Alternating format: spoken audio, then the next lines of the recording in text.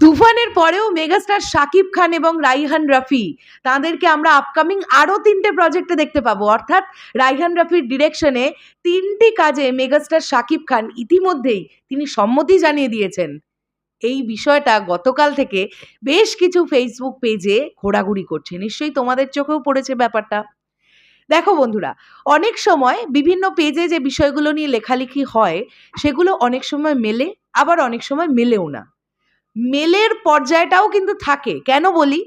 যখন তোমরা মনে করে দেখো যে তুফানে চঞ্চল চৌধুরী একটি চরিত্রে অভিনয় করবেন, এই ব্যাপারটা যখন নানান পেজ থেকে ছড়ালো, তখনও আমাদের কাছে কিন্তু ফাইনাল কোনো শিওরিটি ছিল না।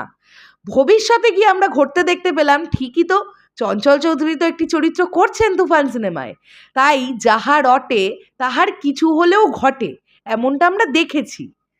এইরকমভাবেই আমি এখন এই ভিডিওটাতে ডিসকাস করতে এসেছি যে যদি ব্যাপারটা ঘটে তাহলে কেমন হবে। এক তো তুফান দিয়ে রাইহান রাফি ভাইয়া যে পরিমাণ মানুষের মধ্যে আশা জাগাতে পেরেছেন এবং মেগাস্টার শাকিব খানকে তিনি টিজারে যেভাবে প্রেজেন্ট করেছেন সেটা একটা অভাবনীয়। মানে সাকিবিয়ানরা বলছে এর আগে মেগাস্টার শাকিব খানকে এইভাবে দেখিয়েনি, এটা কিভাবে তিনি প্রেজেন্ট করেছেন। অভাবনীয় একটা লুক, অভাবনীয় একটা গেট আপ, অভাবনীয় অভিনয়।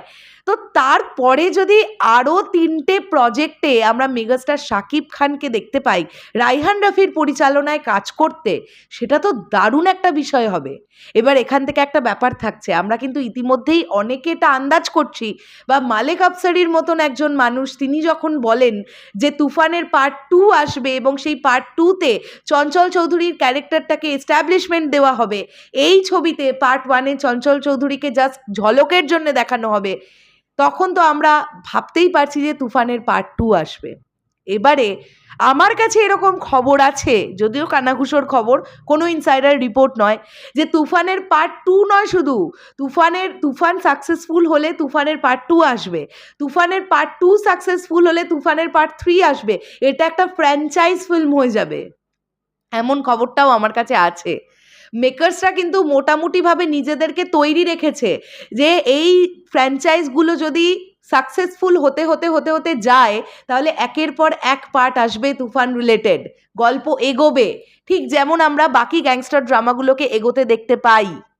সেখান থেকে দাঁড়িয়ে এই যে 3টে প্রজেক্টের কথা শোনা যাচ্ছে, তার মধ্যে দুটো কি তাহলে তুফান 2 এবং তুফান 3? বলা যাবে তখনই যখন তুফান ব্লকবাস্টার হবে। তুফানকে ব্লকবাস্টার করার দায়িত্ব জনগণের, সিনেপ্রেমী মানুষদের। সাকিবিয়ানরা ব্লকবাস্টার করতে পারবে, সাকিবিয়ানরা সেমি হিট করতে পারবে, হিট করতে পারবে। ব্লকবাস্টার হতে গেলে সাধারণ মানুষকেও সিনেমা দেখতে যেতে হবে, যেটা তারা যাবেন বলে আমরা আশ্বাস রাখছি। তাই তুফান ব্লকবাস্টার হবে, ব্লকবাস্টার লোডিং, তুফান 2ও হবে। তো তুফানের ফ্র্যাঞ্চাইজটা হবে তুফান সাকসেস পাওয়ার পরে।